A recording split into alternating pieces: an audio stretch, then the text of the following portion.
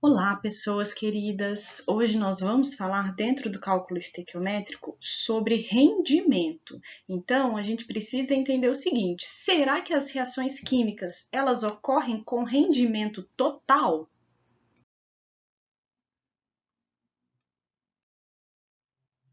Então, a primeira coisa que a gente precisa é saber o que é esse rendimento total, tá?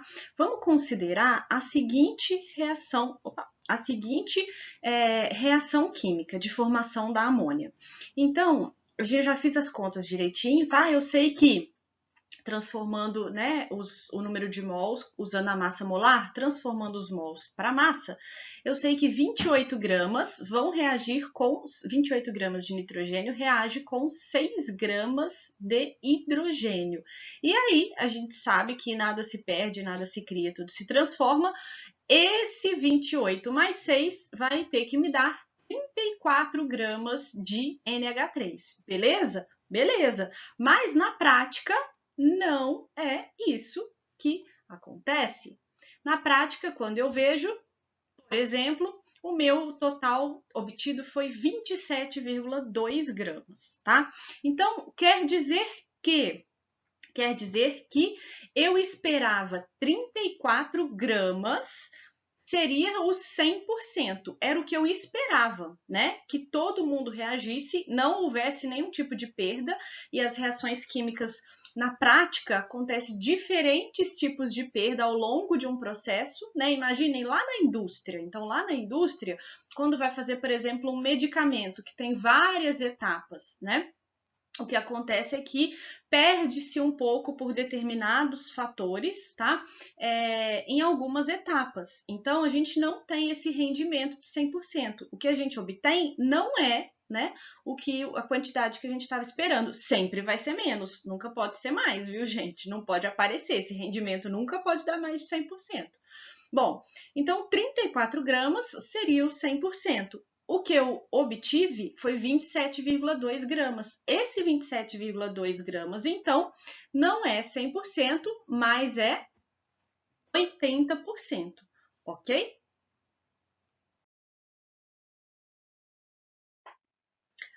Bom, pessoal, então vamos fazer aí dois exemplos para a gente ver na prática como que a gente vai trabalhar com esses problemas, beleza? Esse primeiro exemplo sempre vão ser dois tipos, né? A gente vai ter duas opções. Ou um problema que onde a gente tem que calcular o rendimento, que é esse tipo de problema, ou problema que me dá o rendimento e eu tenho que calcular qual a massa formada, que é o próximo exemplo. Então vamos lá. Se forem produzidos 52,5 gramas de gás carbônico a partir de 128,1 gramas de carbonato de cálcio, qual vai ser o rendimento dessa reação? Então a gente já sabe que eu vou focar o meu olhar aqui no carbonato de cálcio e no dióxido de carbono. Sei que primeiro passo sempre, né? A gente vai trabalhar com cálculo estequiométrico, sempre o primeiro passo vai ser encontrar a relação mol-mol. Quem me dá essa relação mol-mol? O coeficiente estequiométrico. Essa equação eu já conferi, ela está balanceada. Então, eu sei que um mol desse forma um mol desse aqui, tá? Para eu achar qual é o rendimento dessa reação, o que eu preciso fazer? Eu preciso achar, ele me dá quanto de CO2 que foi formado em gramas, quanto foi formado. Então, eu preciso o quê? Primeira coisa, encontrar quanto que eu esperava que fosse formado. E aí, para isso, como o problema trabalha com grama, a próxima etapa vai ser transformar esses números de mols em gramas, né? Então, eu sei que um mol desse corresponde a 100 gramas, é a massa molar, eu já calculei separadamente, tá? E um mol desse aqui corresponde a 44 gramas. Ótimo, então agora eu consigo usar os dados, né, para poder montar a minha regrinha de 3. Quais dados eu vou usar? Eu vou usar o 52,5 ou vou usar o 128 para montar a regrinha de 3? Olha lá. qual que eu vou ter que usar primeiro? Então, primeira regra de 3, eu vou usar o valor do reagente. Por quê? Porque eu sei que a relação seria 100 gramas desse produz 44 gramas desse. E o problema me dá 128 gramas desse produziria quanto do CO2? Qual seria o 100%? Né? Então, eu vou ter que usar aqui o valor do reagente. Qual seria o 100%? Quantos gramas eu esperaria obter de CO2? Que vai me dar 56,4 gramas. Então, esse 56,4 gramas, ele é o 100%, tá? Então, ele é 100%. Se formasse 100%, seria isso. Mas não formou, né? 56,4, formou 52,5. E agora o que eu quero saber é 52,5 corresponde a quantos por cento? E aí é só eu montar a próxima regrinha de 3. 56,4 é 100, 52,5 vai ser 93%, ok?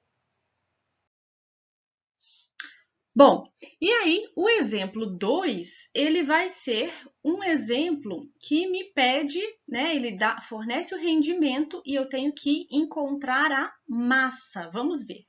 Em um processo de obtenção de ferro a partir da hematita, considere a equação balanceada abaixo. Utilizando 4,8 toneladas de minério e admitindo-se um rendimento de 80% na reação, a quantidade de ferro produzida será de...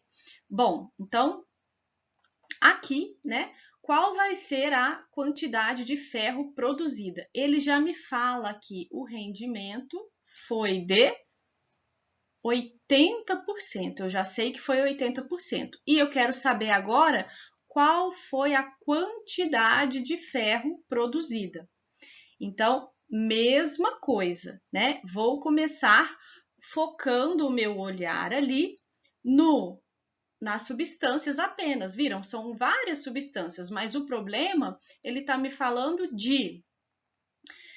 do minério, da hematita, que ele mostra a fórmula, é esse aqui, e ele está me perguntando a quantidade de ferro. Então, são esses dois que me interessam.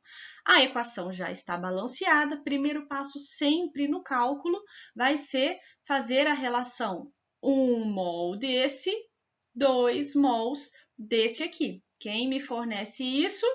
O coeficiente que está aqui na frente, que eu achei na hora que eu balanceei a equação. Pois bem, então agora a próxima etapa vai ser montar uma regrinha de 3, tá?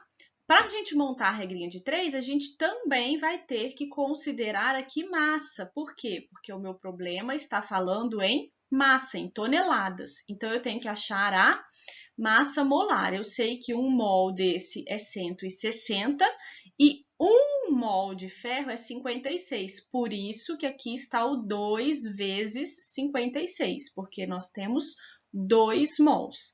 E com esses valores, eu vou montar a regrinha de 3. Qual vai ser a regrinha de 3? Né? 160 gramas de hematita produz 2 vezes 56 gramas de ferro. É o que me dá a proporção do problema. Qual informação eu tenho lá no enunciado? 4,8 toneladas. De quem? 4,8 toneladas de hematita. Então, tem que ficar, na regra de 3, vai ficar aqui embaixo, ok? 4,8 vezes 10 a sexta, porque transformou tonelada para grama. E aí, X vai ser o quê? X vai ser o valor esperado de ferro. Então, o valor esperado de ferro, a mesma coisa, né? Esse valor aqui seria o 100%, tá? Então, eu vou procurar aqui quem é o 100%. Quando eu partir dessa quantidade de minério, eu iria obter essa quantidade de ferro. Mas a reação ocorreu com 100% de rendimento? Não, ela ocorreu com 80% de rendimento. Então, eu sei que 3,36 seria o 100%, mas foi 80% que o enunciado me falou, né? Foi 80%, então qual foi a quantidade obtida? Aí eu só coloquei aqui o Y e fiz a continha, prestando atenção que esse valor vai ser em gramas, né? Então, isso corresponde a 2,7 aproximadamente toneladas. Eu passei de 10 a sexta, né? Gramas para 1 tonelada. Então, 2,7 toneladas de ferro. Ok, pessoal? Tchau, tchau. Até a próxima!